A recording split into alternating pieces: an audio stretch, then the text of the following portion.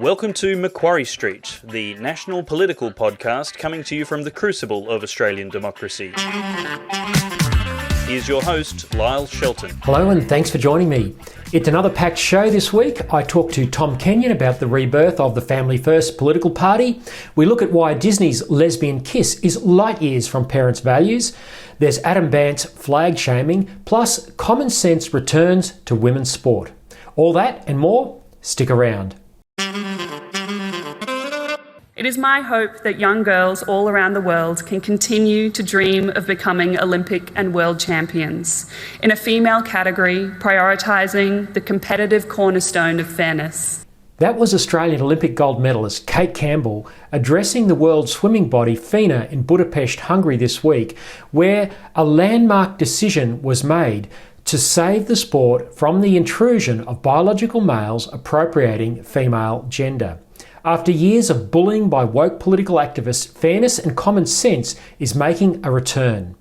Several sporting codes have quickly followed swimming's lead and are now also moving to save girls and women's sport from biological males stealing their opportunities.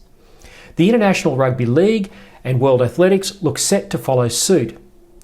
A pall of fear has lifted.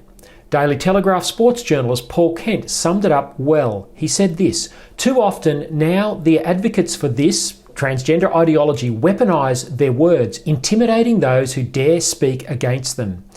They put themselves at risk of being labelled a bigot in a world where only the accusation needs to be made nowadays." Now, anyone involved in the 2017 marriage campaign on the side of man-woman marriage knows that intimidation all too well. Suggestions that transgender political activism would ramp up following the degendering of marriage were met with ridicule by the activists at the time. But 5 years on, radical rainbow politics has faced its first serious setback as the public has finally woken up to the fact that not all that sails under the rainbow flag is tolerant, fair, or about equality. It's certainly not loving of those with a different opinion. Sydney Morning Herald journalist Phil Lutton said this. He said many athletes had simply been too afraid to speak out as they watched biological males, like American swimmer Leah Thomas, crush competitors in his wake. With the floodgates of common sense now sweeping away previously suppressed fear, resulting in football codes also moving to protect women and girls, rainbow activists are hitting back. Same-sex marriage activist Anna Brown never laid down her weapons after winning the marriage plebiscite, but kept a well-funded political machine going called Equality Australia. Its main activity over the last few years has been engaging top-tier law firms to go after Christian schools who simply want to uphold a traditional ethic on marriage and teach the science of gender.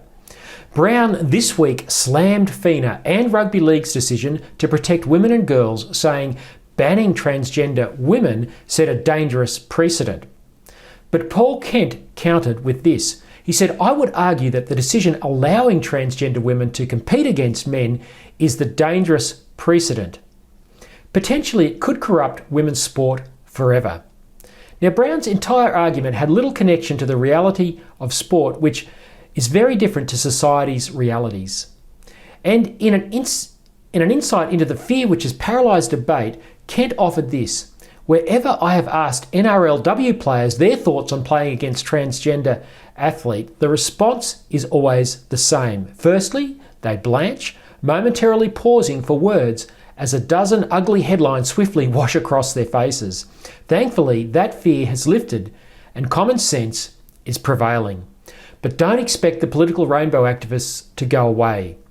The Royal Children's Hospital, which runs a gender clinic prescribing controversial and irreversible treatments on children, said banning transgender women from women's sport because they have an advantage over biological women was the same, wait for it, as banning tall people because they had a height advantage. I kid you not. Rainbow political activism has relied more on people's fear of being labelled a bigot than logic to achieve its aims. Those days may be coming to an end. It's time to understand that the history of this country and the symbols that represent the history of this country are very hurtful to the First Nations people of this country. If Australians, regardless of racial, ethnic or religious background, can't unite under our flag, can we really call ourselves a nation?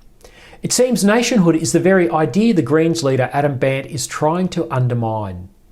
He said the Australian flag, which Indigenous and non-Indigenous soldiers served and died under, is a symbol of pain and dispossession. At a media conference this week, he was caught intentionally keeping it well out of camera shot, leaving only the Aboriginal and Torres Strait Islander flags in the frame. This is an insult to all Australians. Bandt is a member of the Australian Parliament. His salary, staff, travel and office expenses are funded by the Australian taxpayers the flag represents, yet he despises our flag and wants Australians to feel shame about their nation. That is a recipe for chaos, especially for a nation which, despite its flaws, is one of the freest and most just places on the planet for Indigenous people. The Australian national flag represents our British founding, which, despite its imperfections, treated Indigenous people far better than comparable French, Spanish colonisers of their day. Just ask the Congolese what they think of the Belgians. The flag also encapsulates the Southern Cross of the night sky, revered by Indigenous people for millennia. British common law gave all people, black and white, the concept of equality under the law, which led to white men being hanged for killing Aboriginal people at Mile Creek. That was unheard of in colonies ruled by other European nations. British law, culture and the Christian religion also meant Australian society had inbuilt mechanisms to address wrongs of the past and to right them, something we continue to do to this day. The Mabo land rights judgment, the apology to the stolen generations, and generous welfare for disadvantaged Indigenous people are all reasons to be proud of Australia and its flag.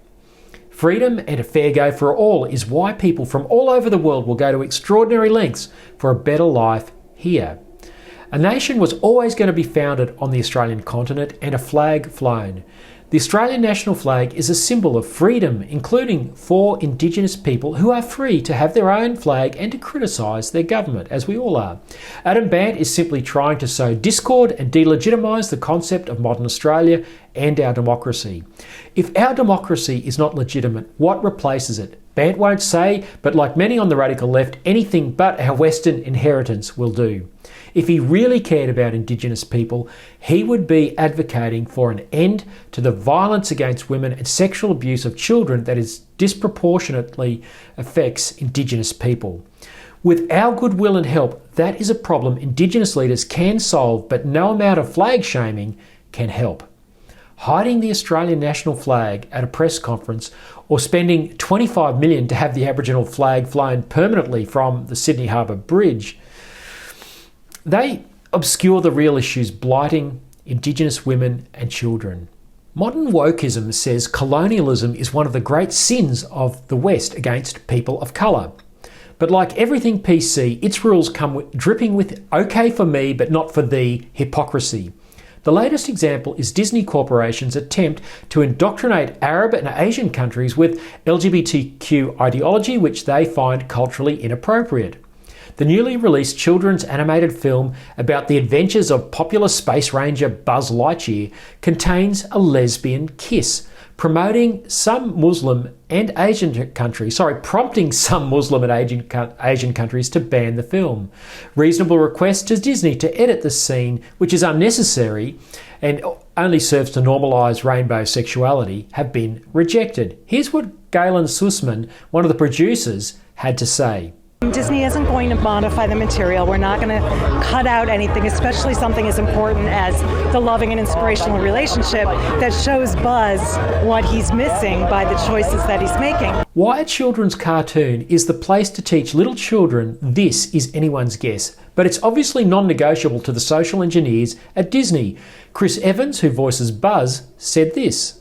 It's great that we're a part of something that's making steps forward in the social inclusion capacity, but it's frustrating that there are still places that aren't where they should be. Those places would be countries like Singapore, Indonesia, Qatar, China and Egypt. They would also be the homes of mainstream Western parents who would prefer they help their children navigate issues of sexuality and gender, not a woke corporation by stealth. While Hollywood elites rail against colonialism for inherent racism, they seem to be oblivious to the hypocrisy of seeking to colonise people of colour with sexual and gender fluid concepts they find offensive in their cultures. And in the last couple of days, it's been revealed that the latest Buzz Lightyear has been a flop at the box office. The old adage is true. Go woke, go broke. Well, there's a lot of excitement about the rebirth of the Family First political party. Never has there been a greater need for a political party to stand candidates at elections all over this nation who will be strong and courageous voices for life, family, freedom and faith. It's a privilege for me to have been recently appointed National Director for Family First, and I'm looking forward to the challenge of re-establishing the party all around the country. I caught up during the week with one of the founders of the reborn Family First and now National Chairman, former Labor Minister in the South Australian Parliament, Tom Kenyon. Well, it's absolutely fantastic to have with me the Honourable Tom Kenyon, who's the National Chairman of Family First, just to talk about the rebirth of the Family First political party. Tom is a former Minister for Manufacturing, Innovation, Trade and Small Business. He's also had higher education and training as part of his ministerial portfolios in the Weatherall Labor government in South Australia. Tom, great to have you with us today. Thanks, Lyle. It's great to be here.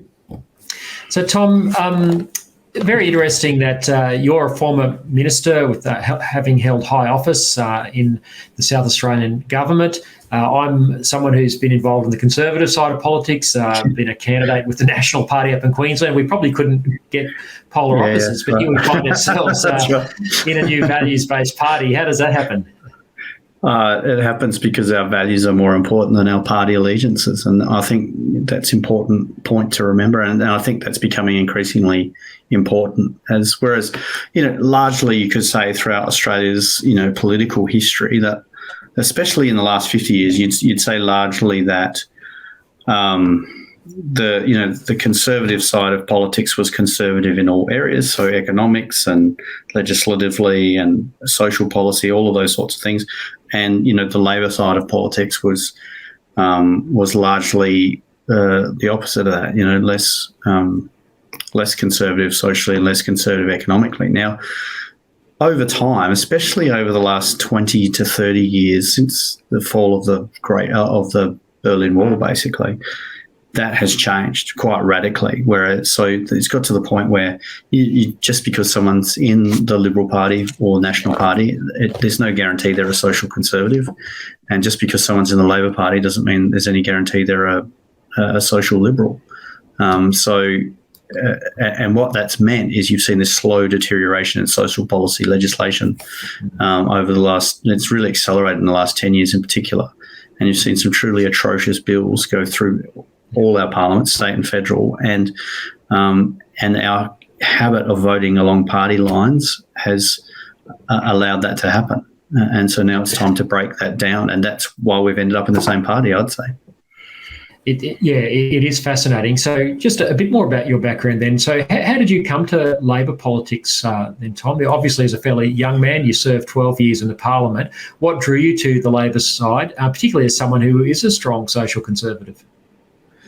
Well, at the time, there was a very strong tradition. So I joined in 1991, but I'd been really interested in politics since I was about 10, so 1980, 82, somewhere around there. And Hawke and Keating, remember, got elected in 83. And from then on, and I was paying attention from then on, from about 11, and really interested in, I really love politics. And so the work that they did, I mean, they were transformative of the country, but they did it in a way, like they really changed economics, but they did it in a way where there was that safety net. There was Medicare and there was the Accords and there was eventually superannuation, all of these things that made the lives of working class people better, even as they changed the economy, sometimes to the detriment of those same people. So that was really what attracted me to the Labor Party. And, I was a big Keating fan, big Hawke fan. And so when I was at university, that's when I signed up in the Labor Party and worked for a long time, campaigns and everything else before getting elected. Yeah.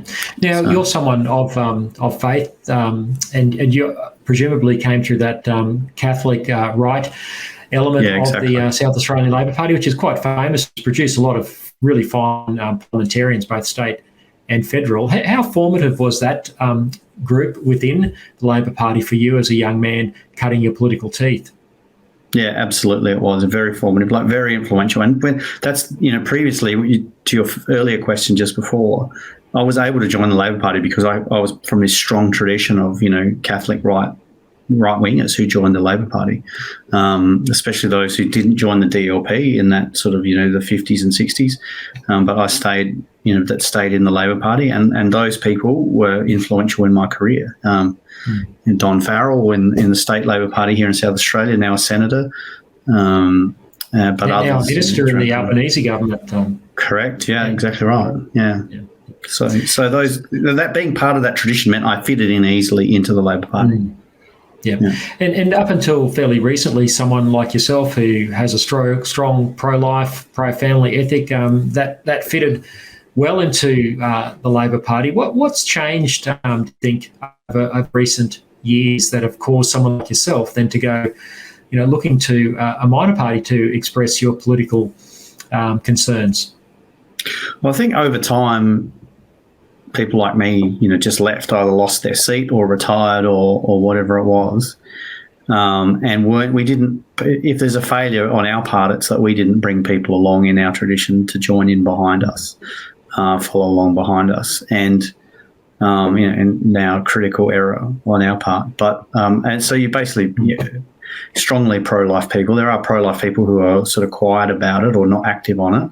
But for people like me who are strong on it, and that's a big part of why I was in Parliament, you sort of isolate a little bit. But I think that's increasingly true of both major parties now, is that if that's important to you and you're of that mind, like you and I, then I think you are a little bit isolated in those big parties. You've seen it in Victoria with Bernie Finn now and just basically being booted from the Libs simply for being pro-life, Well, that's right. There's nowhere in both sides, the Libs or Labor now, for people who are outspoken on those values. Tom, you, as I said earlier, spent 12 years in Parliament, had a very successful ministerial career. You sadly lost your seat when Stephen Marshall's Liberal government came to power just over 4 years ago. And it was sort of the middle of last year that you and another former Labor minister, Jack Snelling, got together and decided to do something. What was going on that caused you to both re-engage in politics and rebirth Family First effectively? Well, it was really spurred on by in February last year, 2021, the state parliament in South Australia passed a bill that allowed abortion up to birth. And joining a lot of other states for that matter. So I think New South Wales, Victoria, Queensland all have all bills like that now. And that we actually ran quite a good campaign. I was involved in the pro-life campaign in the lead up to that bill being voted on, and we ran a genuinely good campaign. The pro-life movement was the most united it's been in South Australia for a very long time. We had, I was working side by side with Pentecostals and other, Protestant denominations, and that was not an issue at any point. There was that unity of denominations and unity of purpose, unity of messaging. It was really quite effective. We know that we were, getting letters to the MPs at a rate of sort of 20 to 1 against. We had 5,000 people turn up in the rain to protest the bill, and a week later in perfect protesting weather, they could only get 150 in support. And yet the Parliament ignored all of that. And I've seen them fold for much lesser response rates, and yet they didn't. They felt, for some reason, they felt they could ignore all of that and still vote for the bill. And so we got thinking, what was it that gave them the confidence to do that regardless of public outcry? And we realised it was because that vote was being taken for granted, that because in the case of Family First in South Australia, they had always preferenced the Libs no matter what. I mentioned abortion and opposed abortion in my maiden speech in Parliament when I got elected, and I was leading a lot of these votes against, well, a lot of the no campaign on the internally in the Parliament when these votes and bills came up.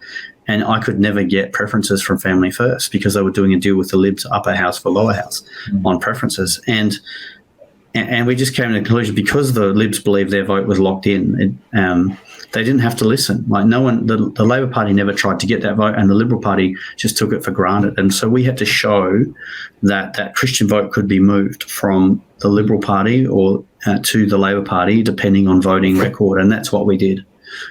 So we reformed, and we saw that Family First was a great vehicle to do that. Yeah.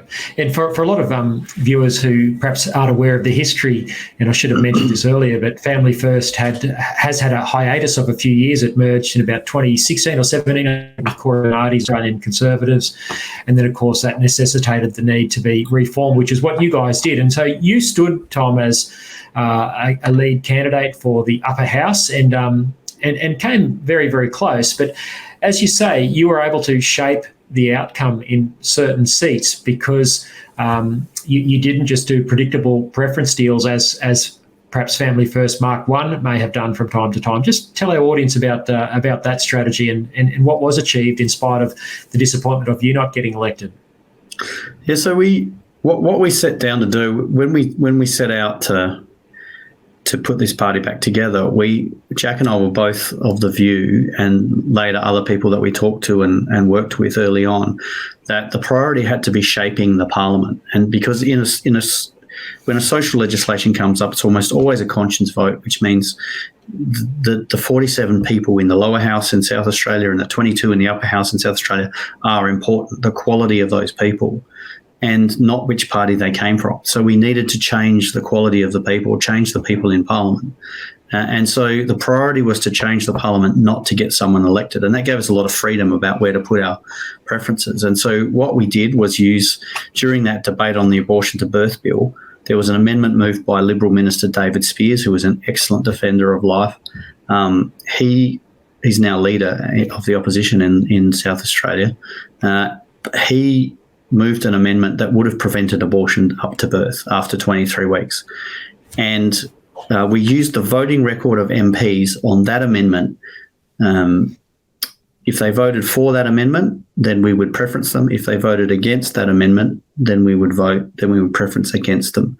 And it didn't matter what party they were from, we just allocated preferences accordingly. And that had a big effect. There was also Family Party. Bob Day formed a party called the Family Party, and the One Nation Party were following the same principle in their preference allocation. So it meant there were three parties in a lot of seats that were preferencing to or from the sitting candidate based on their voting record, and it was tremendously effective. And particularly effective, we think, in two seats in King in the northeastern suburbs, but also probably Gibson in the western suburbs of Adelaide. You copped a bit of criticism for that strategy. Some people said that, well, two former Labor ministers in yourself and Jack, that the new Family First was some sort of front for the Labor Party. I've had people say that to me since I joined now. You've explained very clearly, I think, why that's not the case. But just address that criticism, because it is a rumour that's being put out there, particularly by, I think, some who perhaps might be our enemies or want to do mischief to Family First.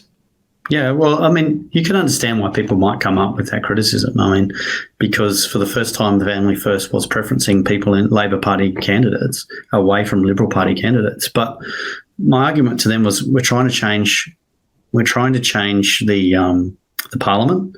The people that we have in there where we're preferencing against them are basically no good.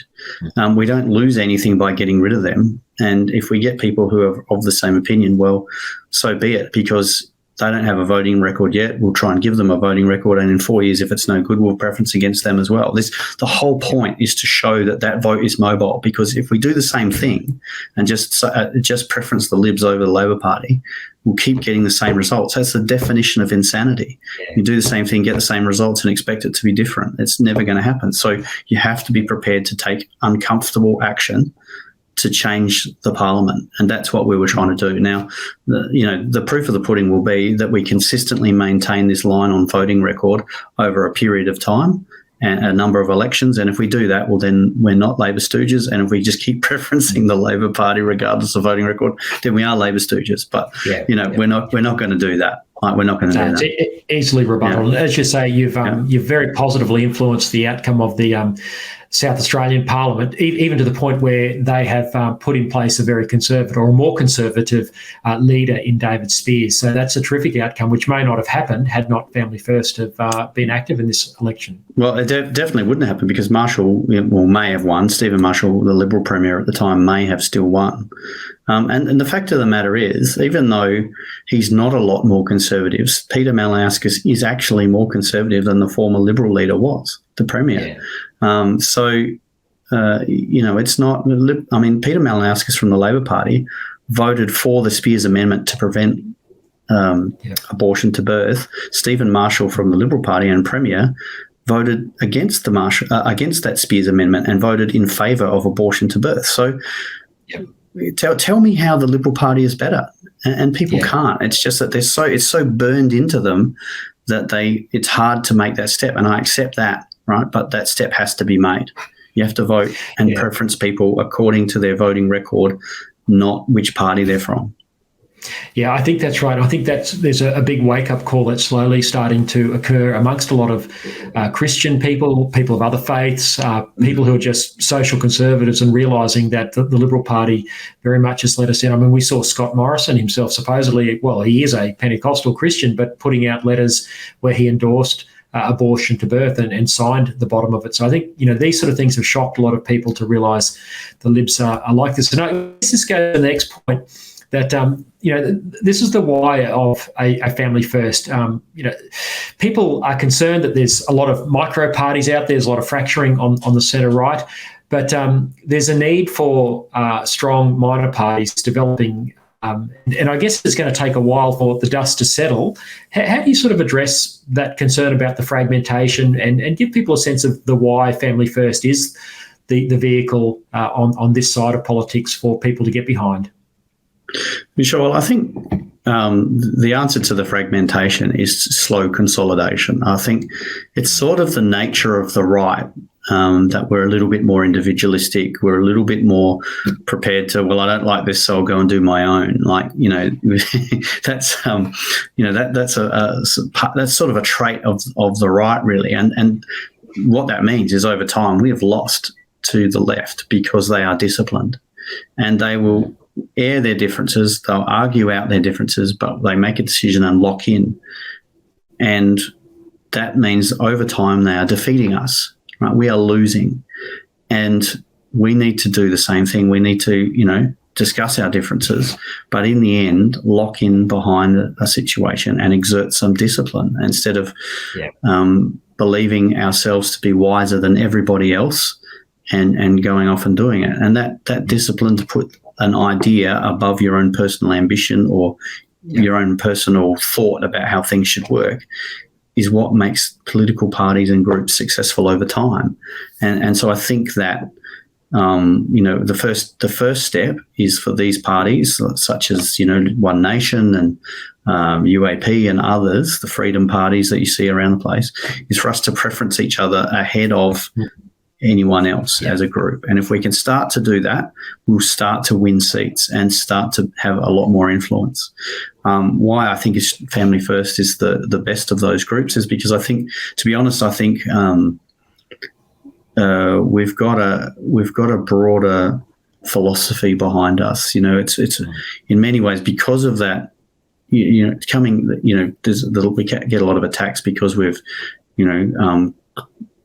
not a Christian party, but we are a party of Christians, and there's this a view that that's a damaging thing. I don't think it is. I think it gives us a philosophical base to explain why we do what we do and why we say what we say and why we believe what we believe. And so those sort of Judeo-Christian principles over time will allow us to be coherent in our policy and to start to attract people together and to start to give people an idea to organise around. I mean, the most powerful thing in politics is an organising idea, something that, the Labor Party has had it with benefiting the working class for over 100 years. The Liberal Party has had it, since Menzies with this idea of the forgotten people and looking after small business and everything else, small government. Now, I think there's an internal struggle inside just this big philosophical debate inside the Liberal Party, but it's also one going on in the Labor Party at the same time.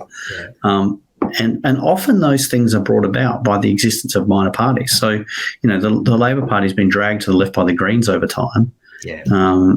And now, it's almost like the absence of a strong centre-right minor parties has allowed the left, it means that the Liberal Party hasn't been anchored and has been dragged to the left as well. So, we can play a really important role in the body politic by being that anchor that holds the Liberal Party just, right of centre or slightly right of centre. And it hopefully even drags the Labor Party a bit more back to the centre as well. The whole correct, that's right. But, yeah, and that's why being prepared to preference the Labor Party in the appropriate people at the appropriate time is important. Yeah. Well, Tom, I know that when I saw the news in the middle of last year that Family First was reforming, and as someone who'd been involved in the Australian Conservatives movement that was now defunct, and look, I think we've all been disappointed at the chopping and changing, but it's great to see Family First back. It's great to see people of your and Jack's calibre, as well as others who were involved 20 years ago in Family First, get the band back together in one sense. And I know that your view is we're here for the long term, and I'm really delighted to be a part of it. And I really hope everyone who's watching this broadcast and who watches the podcast gets a sense of the excitement and the possibilities that lay ahead for us. We're off to Victoria next, Victorian election, and then slowly reforming right around the nation. So looking forward to getting everyone involved and getting back together and getting this movement really strong again. So I just encourage people to go to familyfirstparty.org.au and you can become a supporter there, sign up, receive our material. But Tom Kenyon, National Chairman of Family First Australia, thank you so much for being with us today. Well, thank you, Lyle. And if you live in Victoria, join while you're on the website. Join the party. We could really use your help in the membership. Yeah, important message. Thanks, everyone. Membership, great stuff. Thanks, Tom. Well, that's it for another episode. Don't forget, if you live in Victoria, go to familyfirstparty.org.au and sign up to become a member. We're racing against the clock to have the party registered in time for us to compete at the upcoming Victorian election. Thanks to Dave and Aidan at The Good Source News for editing and production. And thank you for your company again this week on Macquarie Street. Until next week, goodbye.